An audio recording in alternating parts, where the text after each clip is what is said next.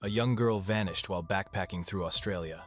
Police, rescue teams, and civilian volunteers launched a wide-scale search, but no trace of her could be found. For years, the case remained a haunting mystery until one piece of evidence resurfaced and turned everything upside down. What really happened? Australia's longest-running missing person case would eventually lead to the arrest of a killer. Hayley Marie Dodd was born on the 30th of November 1981 in the United Kingdom, the third daughter in a family of 7. Her mother, Margaret, was a homemaker, while her father was a local businessman. In 1990, when Hayley was just 8 years old, the Dodds left England and resettled in Western Australia. They made their home in Mandurah, a coastal city about 45 miles south of Perth, known for its stunning beaches and growing population of about 70,000 people. Hayley grew into a lively, cheerful teenager with a passion for travel. She dreamed of exploring the country before officially finishing school. By July of 1999, at just 17 years old, Hayley had completed her studies and decided to embark on that long-awaited journey. She wasn't going alone. Her close friend, Lisa Harnwell, would join her. Together, they planned to hitchhike between towns, not only to visit local attractions but also to pick up temporary jobs along the way to cover their expenses. In the 1,990 seconds, hitchhiking in Australia wasn't considered extremely dangerous, although there had been a few tragic cases involving young women. Still, the majority of travelers got around safely, and it wasn't something that struck fear into most people. Hayley, however, knew her parents would worry, so she reassured them by saying she and Lisa would be traveling by bus.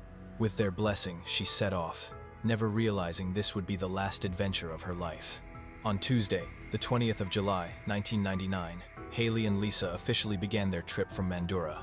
It was winter in Australia, but the coastal weather was mild and comfortable, a perfect start for their journey. Their plan was to travel along the coast, hitting towns and cities one after another, living frugally and saving money wherever they could. Hitchhiking was the only way to make it work. 2 days later, on the 22nd of July, the girls arrived in Dongara, a small town north of Mandurah. They found part-time work shearing sheep, hoping to save up enough cash for the next leg of their trip. Every day, the two of them phoned home, making sure their families knew they were safe.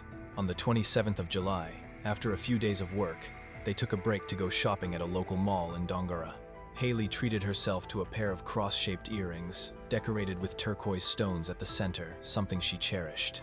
By the 29th of July, the job ended earlier than expected. With a bit of free time, Hayley decided she would visit friends in Mora, a farming community about 125 miles away. She planned to hitchhike, just as she had before. Lisa was uneasy about the idea and tried to convince Hayley not to go alone. But Hayley insisted, saying it was fine and that she'd be back in a few days. Before she left, Lisa handed her a small pocket knife for protection and reminded her, "Call me once you get there." That morning, around 8 a.m., Hayley slung her light brown backpack over her shoulders and began her solo journey. She was excited, thinking about her upcoming stay in Mora. At about 9:45 a.m., she was seen walking along Brand Highway toward a gas station.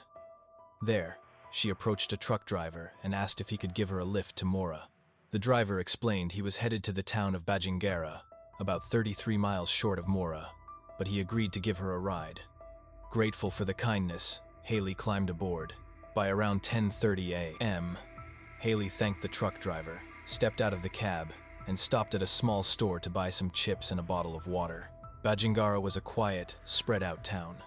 As Hayley walked down the road, only the occasional car passed by. After a while, she heard the sound of an engine behind her. She turned, raised her hand, and signaled for a ride. That same evening, while her friend in Mora waited at the farm, no one knew that Hayley would never make it there. The following morning, Hayley's friend in Mora grew worried. She called Hayley's mother, Margaret, explaining that Hayley had said she'd left the previous day but still hadn't arrived. Alarmed, Margaret immediately called Lisa in Dongara. Lisa confirmed that Hayley had left early the previous morning and that she hadn't heard from her since. Both knew something was terribly wrong. Margaret wasted no time contacting the police. Detectives began their investigation by interviewing Hayley's family and Lisa to piece together her last known movements. They quickly learned that Hayley was last seen at the Badgingarra gas station around 10:30 a.m. on the 29th of July. From there, police organized a large-scale search stretching all the way toward Mora, with help from local residents. Search teams scoured forests, dirt roads and open land, but no trace of Haley was found. Her family and Lisa joined the efforts, passing out flyers with her picture and description. The notice read, "Missing, Haley Dodd, 17 years old, 5'1", wearing jeans, a black shirt, a gray hoodie, brown hiking boots, and cross-shaped turquoise earrings." Her case was soon reported on the evening news. When the broadcast aired, one man recognized her face. It was the same girl he had picked up just days earlier. He immediately called police. His name was Daniel, a truck driver. He explained, "That morning, I saw Haley walking with a big backpack. She looked so young, maybe 14. I thought it wasn't safe for her to be out there alone, so I gave her a ride to the Badgingarra gas station. She told me she planned to stay with family friends in Mora until the 2nd of August, before returning to Dongara. I even gave her my name and number so she could call me when she came back." Daniel later expressed deep regret, saying he wished he had driven her all the way to Mora. But by then, it was too late. Soon after, more witnesses came forward, and police began to piece together Haley's final hours. Around 10:45 a.m., Haley was seen leaving the gas station and walking north. After passing a small motel and approaching a golf course, she was picked up by a woman driver. At first relieved, Haley quickly realized the woman was heading the wrong way. Frustrated, she objected, and by about 11 a.m., the driver pulled over, tossed Haley's backpack onto the roadside, and ordered her out before speeding away. Shaken but unharmed, Haley retrieved her backpack, checked her belongings, and kept walking south. Not long after, another car slowed beside her. The man behind the wheel asked, "Need a lift?" Haley explained she was headed to Mora and asked if he could take her part of the way. The driver thought for a moment and replied, "I'm not going to Mora, but I can drop you along the road." She accepted. After about 3 miles, he dropped her off near an intersection close to Badgingarra Primary School. At approximately 11:40 a.m., Haley was last seen adjusting her backpack along a roadside. From that moment, she vanished. Police zeroed in on the area where she was last spotted. Soon, attention turned to a suspicious man with a record of violence against women. He drove a white car that bore signs of an accident. When questioned, the man said, "I wasn't driving that day. My roommate, Francis, had the car." Investigators then approached Francis John Wark, a 43-year-old who had lived in Badgingarra for 15 years and worked at the local primary school. This was the same area where Haley was last seen. Francis explained that he made weekly trips to Mora for groceries, and on the day Haley disappeared, he had borrowed his roommate's car for the errand. "I left around 11:40 that morning," he told detectives. "I shopped in Mora until about 1:30 the afternoon before driving back. I never saw anyone named Haley." When police asked about the dents and scrapes on his car, Francis explained that he had been in a minor accident that same day and had gone to the hospital afterward, but investigators couldn't ignore the coincidence. Francis said he left Badgingarra around 11:40 a.m., the very time Haley disappeared on her way toward Mora. The car damage raised even more suspicion. Detectives wondered if Francis had been involved in something far more serious, possibly a collision with Haley, and then covered it up. They searched his home, a single-story red brick house surrounded by scrubland and bush. Yet no trace of Haley or any evidence tying Francis to her disappearance was found. Without solid proof, police had no choice but to remove him from the suspect list. Still, they kept the damaged seat from the white car in storage just in case. The case stalled. Authorities even considered whether Haley might have run away, but years passed with no answers. Over time, investigators looked at roughly 130 potential suspects in the Badgingarra area. Among them was a school teacher in Mora named Mark Theodore, a former inmate who had suspiciously taken the day off on the 29th of July, claiming he was sick, but no evidence linked him to Haley. Another suspect emerged, Robin Moadheny. Just 5 months after Haley's disappearance, Robin was convicted of killing a woman on a beach and sentenced to 14 years in prison. Behind bars, he decorated his cell with photos of Haley, her family, and newspaper clippings about the case. He even claimed, "I killed Haley and buried her where no one will ever find her." But investigations showed Robin wasn't even in Badgingarra that day. His confession was dismissed as a lie. As the years dragged on, Haley's family refused to let the case fade. They appealed to police, politicians, and the public, even raising $70,000 to hire private investigators. For more than a decade, they sought answers, even turning to psychics in desperation. Nothing brought them closer to Haley. Then in 201314 years after her disappearance, Western Australia formed a special cold case team. They reopened Haley's file and carefully reviewed every piece of evidence. When forensic experts examined the seat from Frances's old car, they discovered something extraordinary: a small earring tangled in the fabric. It was a cross-shaped earring with a turquoise stone at the center, identical to the pair Haley had bought just 2 days before she vanished. Alongside it, they found a strand of hair and tiny traces of blood. DNA testing confirmed it matched Haley's mother, Margaret, proving the jewelry belonged to Haley. This discovery put Frances squarely back in the spotlight. He had been the one driving that car. His earlier explanations about the accident and grocery shopping trip to Mora no longer sounded convincing. By then, Frances had moved away. In fact, just 1 year after Haley disappeared, he sold his house in Western Australia and relocated to Queensland. To neighbors there, he claimed he was dying of a terminal illness and wanted to spend his final days near family. But his lie soon unraveled.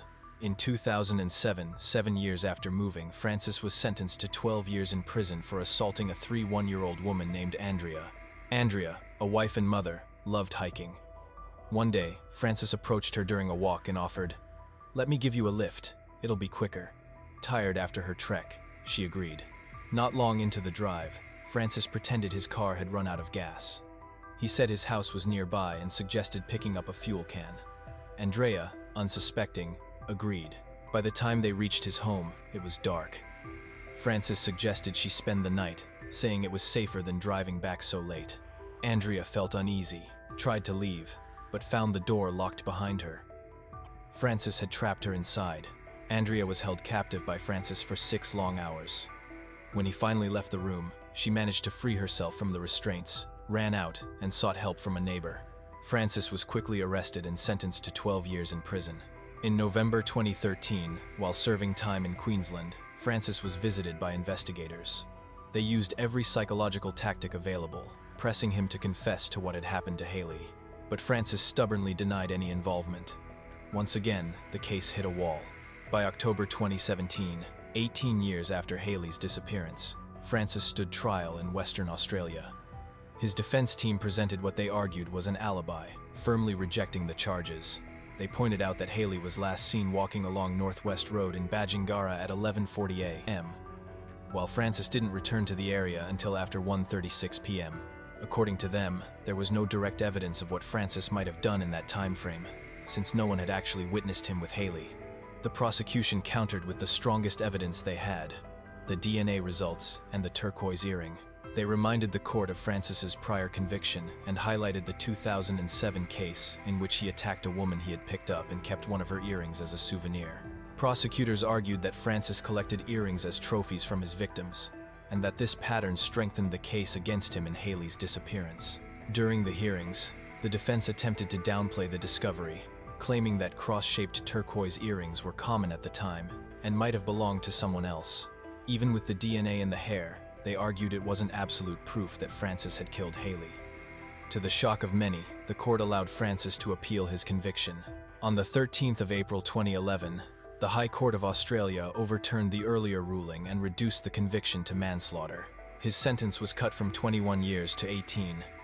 However, a new law passed in 2018 would change everything.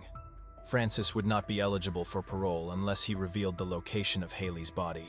What makes this story even more troubling is the fact that, from the very beginning, police had identified 3 key suspects: Frances himself, another man who killed a woman on a beach just 5 months after Haley vanished, and a teacher later convicted of child abuse. It leaves us with hard questions.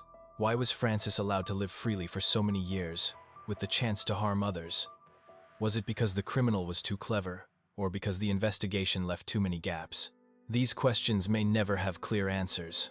What remains, however, is the heartbreaking truth. Haley Dodd's body has never been found. Despite nearly hopeless efforts, her family still waits, clinging to the hope that one day they can bring her home, both her body and her spirit, so she can finally rest in peace.